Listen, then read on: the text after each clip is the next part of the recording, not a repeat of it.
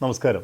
ഏതൊരു ദുരന്ത വാർത്തയായാലും മറ്റൊരു വാർത്ത വരുമ്പോൾ ആദ്യമുണ്ടായ വാർത്ത മുങ്ങിപ്പോകും, അല്ലെങ്കിൽ മറക്കും.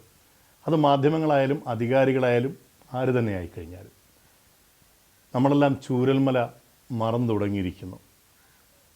ഹേമ കമ്മീഷൻ റിപ്പോർട്ടാണ് ഇപ്പോഴത്തെ പ്രധാന ചർച്ചാ വിഷയം. ഒരു രാത്രി കൊണ്ട് മുഴുവൻ സ്വപ്നങ്ങളും ഒലിച്ചുപോയ പാവപ്പെട്ടവർ, എല്ലാം നഷ്ടപ്പെട്ടവർ, അച്ഛനമ്മമാരെ, മക്കളെ, ഭാര്യയെ, സഹോദരങ്ങളെ, ഉറുമ്പിനെ പോലെ സ്വരുക്കൂട്ടി വച്ചിരുന്ന ചെറിയ സമ്പത്ത്, വീട് എല്ലാം നഷ്ടമായവർ. എത്ര ദുരിതപൂർണമാണ് അവരുടെ ക്യാമ്പിലെ ജീവിതം. നമുക്കറിയാം ഈ ക്യാമ്പുകളിലൊക്കെ എത്രത്തോളം കഷ്ടപ്പാട് അവർ അനുഭവിക്കുന്നുണ്ടെന്ന്. അതൊക്കെ പോട്ടെ, കയ്യിലൊന്നുമില്ല, അവിടെ നിന്ന് കിട്ടുന്ന ഈ ആഹാരമല്ലാതെ ഒന്നുമില്ല.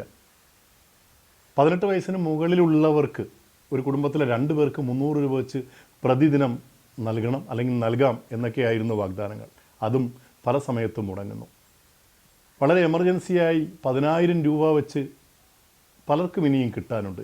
എത്ര കോടി രൂപയാണ് ഈ ചൂരൽമലയിലേക്ക്, മുഖ്യമന്ത്രിയുടെ ദുരിതാശ്വാസ ഫണ്ടിലേക്ക് ഒഴുകിയെത്തിയത്? കേരളത്തിൽ നിന്ന് മാത്രമല്ല, മറ്റ് സംസ്ഥാനങ്ങളിൽ നിന്ന് പോലും. ലോക മലയാളികൾ മുഴുവൻ ഹൃദയപൂർവ്വം വയനാടിനെ ചേർത്ത് പിടിച്ചു.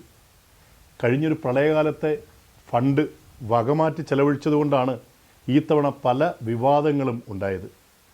അതൊക്കെ വിമർശിച്ചിട്ട് പോലും പ്രതിപക്ഷ പാർട്ടിയായാൽ തന്നെയും സാമുദായിക സംഘടനകളും വ്യക്തിപരമായും സ്ഥാപനങ്ങളും വ്യവസായികളും എല്ലാവരും ഒരു മാലയിലെ മുത്തുമണികളെപ്പോലെ ചേർന്ന് ഈ ദുരന്ത ഭൂമിയെ ഹൃദയഭൂമിയാക്കുവാൻ വേണ്ടി ധാരാളമായി ധനം സഹായിച്ചു. ഒരു കുടുംബത്തിന് ഏകദേശം 40 ലക്ഷം രൂപയോളം എത്തിയെന്നാണ് അറിവ്. ഇച്ഛാശക്തിയുള്ള ഓഫീസർമാരെ നിയോഗിച്ചു കഴിഞ്ഞാൽ, അല്ലെങ്കിൽ നല്ലൊരു നേതൃത്വം, രാഷ്ട്രീയ നേതൃത്വമല്ല, അവരെ ഏൽപ്പിക്കാതിരിക്കുന്നതാണ് ഏറ്റവും ഭംഗി. നല്ല കഠിനാധ്വാനികളായ ആത്മവിശ്വാസമുള്ള ഓഫീസർമാരെയും ഒരു സംഘത്തെയും നിയോഗിച്ചു കഴിഞ്ഞാൽ ദിവസങ്ങൾക്കുള്ളിൽ എല്ലാം സിസ്റ്റമാറ്റിക്കായി മാറുക തന്നെ ചെയ്യും. അവരുടെ വേദനകൾ നമ്മൾ മനസ്സിലാക്കാതെ പോകരുത്. ഇനിയും ഒരു നാണക്കേടിലേക്ക് ഈ സർക്കാർ പോകരുത്. കാരണം പ്രളയകാലത്തെ പോലെയല്ല മറ്റ് സംസ്ഥാനങ്ങളൊക്കെ അവിടുത്തെ ഫണ്ട് എങ്ങനെ വിനിയോഗിക്കുന്നു, ഇത്ര കോടി വന്നിട്ട് എന്താണ് ഇത്രയും മന്ദഗതിയിലാകുന്നത് എന്നൊക്കെയുള്ള അവരുടെ ഒരു കാഴ്ചയുണ്ട്, അവരുടെ ഒരു ചോദ്യമുണ്ട്. അതിനു മുന്നിൽ നമ്മൾ ഇങ്ങനെ നാണം കെടാൻ പാടില്ല. ചൂരൽമലയെ നമുക്ക് വീണ്ടെടുക്കണം. നഷ്ടങ്ങളൊന്നും തിരികെ കിട്ടില്ല, എങ്കിലും ഇനി അവർ തെരുവിലിറങ്ങേണ്ട ഒരവസ്ഥ കൂടി വരരുത്. നമ്മുടെ സഹോദരങ്ങളാണ്. രാഷ്ട്രീയവും മതവും ജാതിയുമൊക്കെ പിന്നെയാണ്.